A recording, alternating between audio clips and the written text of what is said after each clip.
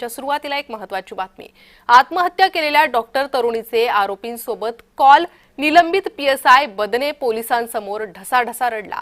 महिला डॉक्टरवर कसलाही अत्याचार केला नाही असं बदनेनं म्हटलंय।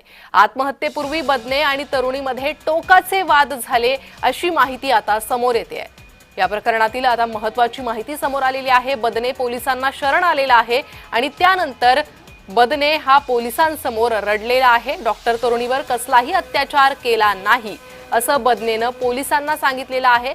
आत्महत्येपूर्वी बदने आणि तरुणीमध्ये टोकाचे वाद झाल्याचं कळतंय। आरोपीसोबत पीडितेचे कॉल रेकॉर्ड समोर आलेले आहे।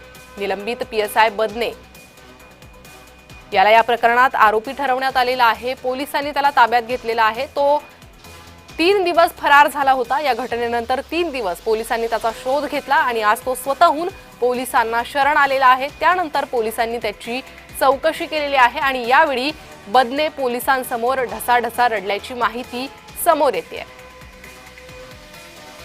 तर डॉक्टर तरुणीने आत्महत्या करण्याचं टोकाचं पाऊल उचलण्याआधी बदने आणि या तरुणीमध्ये टोकाचे वाद झाल्याचं कळतंय। त्यामुळे आता यानंतर ही कारवाई कशी होणार आणि आणखी काय महत्त्वाचं गूढ या प्रकरणात समोर येणार हे पाहणं महत्त्वाचं आहे।